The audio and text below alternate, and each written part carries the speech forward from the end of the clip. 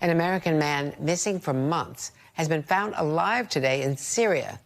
He says he was detained by authorities and released from prison by the rebels after the collapse of the Assad regime. Travis Timmerman said that he was on a religious pilgrimage on the road to Damascus when he was arrested crossing into Syria from Lebanon. The Missouri man says he was treated fairly well and was not tortured. NBC's chief foreign correspondent Richard Engel spoke to Timmerman shortly after he was found in Damascus. Yes, I was in prison for 7 months, but it's been okay. I'm on a pilgrimage, and that's when I was arrested.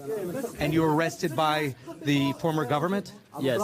And what did they do to you once you were picked up? I was interviewed to see if I was a political actor, but then they cleared me, essentially, and then I was just held in prison. I wasn't beaten or anything like that. And then how did you get out? On Monday, 2 men broke down my door. It's just remarkable. Joining me now is Evelyn Farkas, former Deputy Assistant Secretary of Defense for Russia and Ukraine, and the Executive Director of the McCain Institute.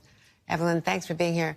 The announcement that Timmerman was released initially raised hopes. Around 4 o'clock this morning, a lot of us were getting very excited that this could be the American journalist, Austin Tice. But then when people saw the video, they realized it was not Austin Tice. It was another man, but an American. President Biden has said that Tice is alive. He's been there, for all these years, since 2012, but that the U.S. is not sure where he is. Here is what Secretary Blinken, who's just arrived in Turkey, had to say before leaving Jordan earlier today. No update on Austin Tice except to say that every single day we are working to find him and to bring him home, making sure that the word is out to everyone that this is a priority for the United States.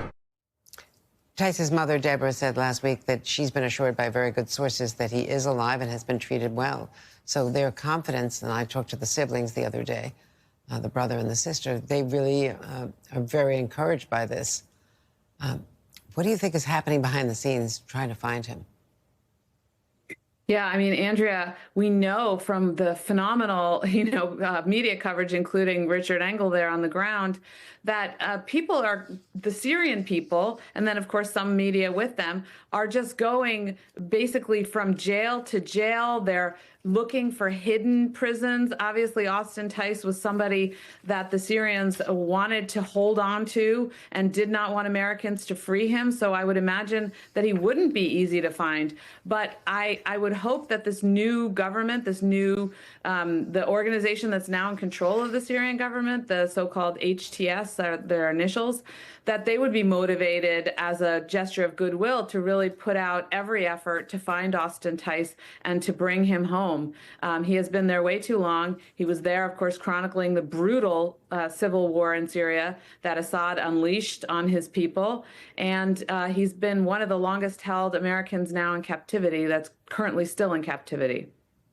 And the Biden administration says it's exploring whether or not to remove the foreign terrorist designation from HTS, this group.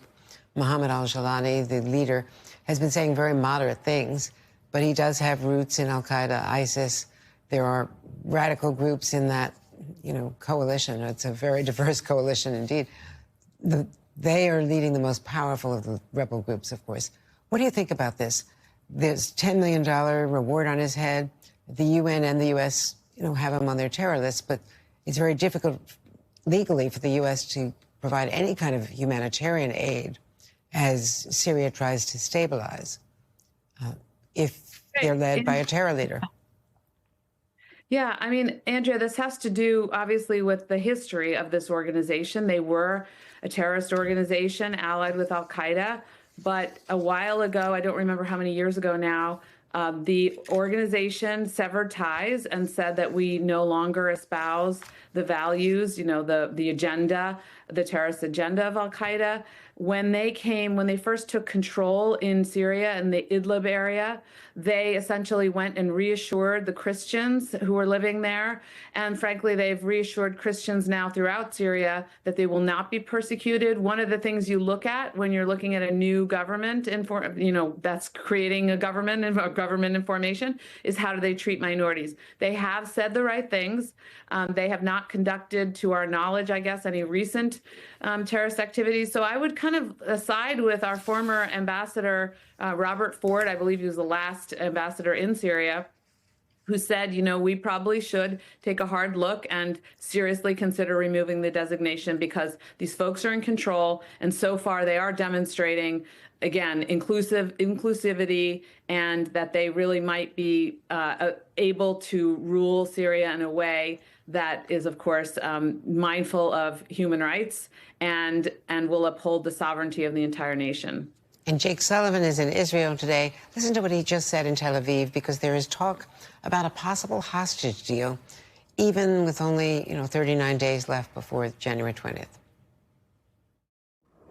We've been close before and haven't gotten there, so I can't make any promises or predictions to you. But I wouldn't be here today if I thought this thing was just waiting till after January 20th. I am here today because I believe every day matters, and we are going to use every day we have to try to close the deal as soon as we possibly can. I mean, there's talk that Hamas might finally be willing to consider a ceasefire and hostage deal. They've been disappointed so many times. This is Blinken's 13th visit to the region, and Jake as well has been going repeatedly. Well, I think Hamas, Andrea, realizes that time is not on their side. Their allies, the Hezbollah fighters, were dealt a massive blow by Israel because they joined in the fight with Hamas against Israel.